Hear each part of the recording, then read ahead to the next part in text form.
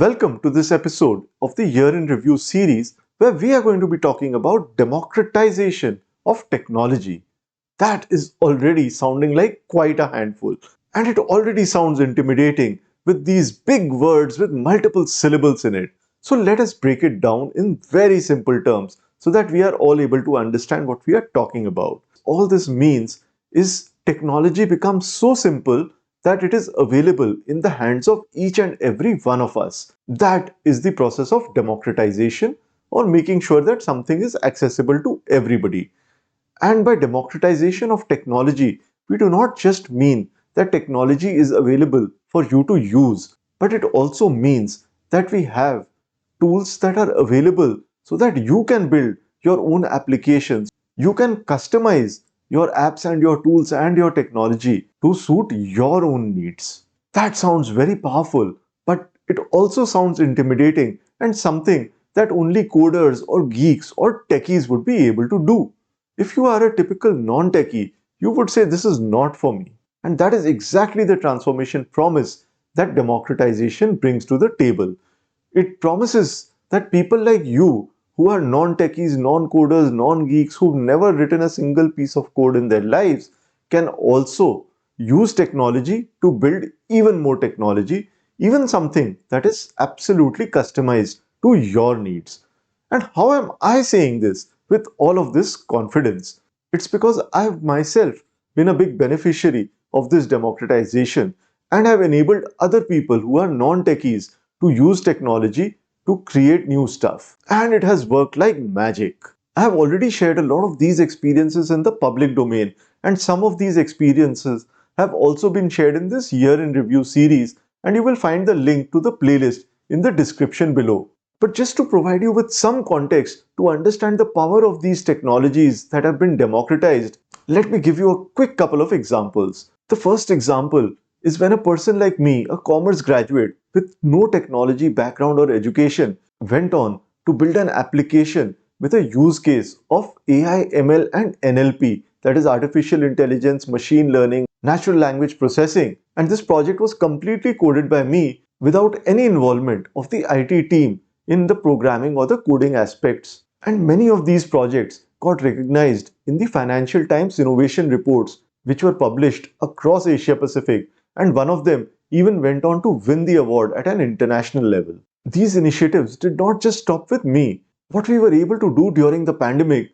was get together business users who were all of them non-techies. In fact, the project team did not even have a single member from the traditional IT organization. And these business people were able to build applications that they could use during the pandemic to support their own business processes as work shifted from physical work offices to remote locations. And all of these things were done remotely while the pandemic and the lockdown were in progress. These initiatives also got recognized internationally. We won an international award for this, and in fact, Zoho, the platform on which we had made many of these applications, had also published a case study featuring all of these efforts and initiatives. As a side note, one of the big things that happened during this year that Zoho became a unicorn. You might be wondering, becoming a unicorn is not such a big deal. There are hundreds of unicorns in the country now. But what I'm talking about is not unicorn by valuation, but unicorn by revenue. And those of you who are clued into the startup ecosystem understand that growth stage companies are typically valued at several times of their revenue multiples. So becoming a unicorn by revenue is a really big deal.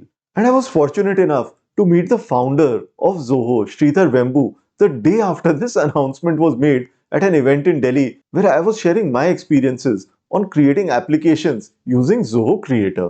So for the purpose of this episode, let me help answer some of the key questions that you may have with reference to democratization of technology.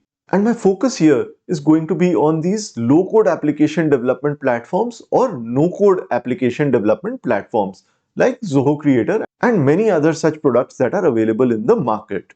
The first question that comes to mind is, can I actually create a market-facing app using these low-code or no-code application development platforms? And can you build something useful without having to code at all or without even knowing a single line of programming? The answer here is a mixed bag. There are a lot of powerful features and functionalities that are inbuilt into these low code or no code application development platforms that you can use simply by dragging and dropping. If you want to go beyond what is available on the front end or the GUI or the graphical user interface, you will need to get into the coding interface. The good news is that in some of these tools, the coding interface is also available in a drag and drop manner. So you don't really need to know the syntax, you don't need to get worried about anything else. As long as you've got your logic layer right, you are just able to click and drag and drop things and enter the value of the parameters in the mini forms that you find out there, and you are good to go. You do have a lot of flexibility, but at the same time, if you want to build a complex app which requires you to interface and integrate with several other applications, or if you want some customizations which are beyond the capabilities of the standard available features and functionalities, then certainly you will need a little bit of programming experience, or you will need to take help from somebody else who knows some of that stuff. But trust me, the power of what you can do with low code or with very minimal code, which is not very difficult to pick up at all, then you should be able to build very powerful apps. And in line with what we discussed in the previous episode around the startup ecosystem, this should be able to help you build your MVPs or your minimum viable products, even get to the stage where you get paying customers and you are able to service these paying customers using the apps that you built on these low code or no code application development platforms. The second set of questions which comes to mind is who can build these applications and what are the prerequisites that a person needs to have to be able to be eligible to build these applications. The short answer is anyone can do it. But let me qualify that a little bit.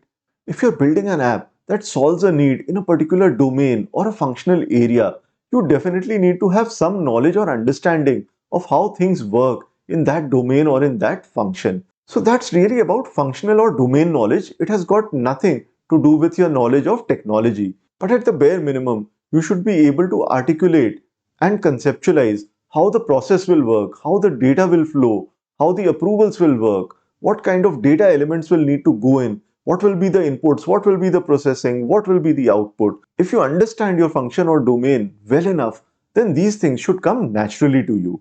The other thing that you need is an ability to think logically. Because unlike human beings who have a mind of their own, the systems do not. They are only able to execute whatever instructions you give them. So if you are able to think through things logically and give the instructions in a sequential manner, with conditional branching, with logic, or with the other nuances of the business process, as may be applicable in your case, then you are sorted. But the most important challenge is not your functional knowledge, not your ability to think logically, and not your technical knowledge at all. But what in my experience I found to be most important and relevant here is the mindset. More often than not, it's not the technical or the functional or the logical capabilities that hold you back. It is the voice in your head which says that I have never done this, so I will not be able to do this. If and only if you are able to win over this voice, if you are able to suppress this voice and transform your mindset, instead of doubting your capabilities, if you are able to take an action, just start with something as simple as possible. Build a form, take an input, and create an output or a report based on that. You can build something like this in a matter of minutes, and that will ensure that you have won over your mindset. You have conquered the fear of being able to play with technology and cross the most important milestone of creating your first functional app, even if it is the simplest of apps which just says hello world. The next question that I often get encountered with is how much time does it take? The answer again depends on which stage of the journey you are at and what is the complexity of the app that you are trying to build. If it is a simple enough app and you already have some experience and have crossed that initial learning curve, then I would say you can pretty much build things at the speed of thought, which effectively means that the moment you have an idea, you can convert that idea into an application in pretty much the same week, or in some cases even the same day if the idea is fairly simple enough. Even if you're in the early stages of the learning curve, it will not take too much of time. I would say give it about a month from the time you start familiarizing yourself with the platform to the time you're able to build your first functional application. The next question that comes to mind is what can I build using these low code or no code application development platforms? The answer, as I mentioned earlier, is that you can build anything.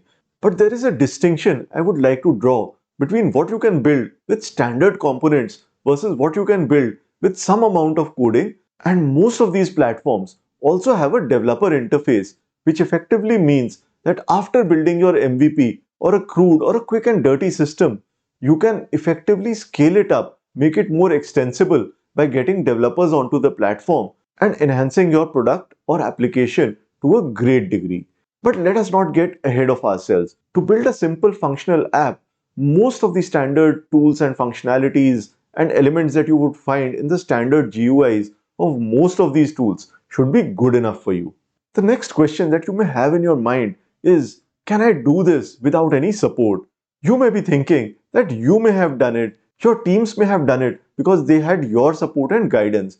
How can we do this, and do we need any support or guidance from anybody during this journey? The answer really depends on the context.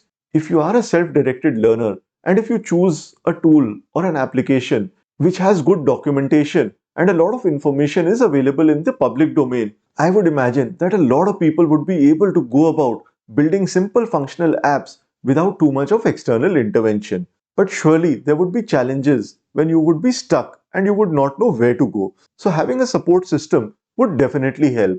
In my case, what I had done for the team members who were exposed to this application development side for the first time is that we had got them through a training with Zoho itself. And we got the returns pretty much immediately as they were able to start building applications and conceptualizing applications even during the training itself. If there is anything at all where you are stuck in this journey, or if you have any questions, feel free to look me up on LinkedIn and send me a note or a message on that platform.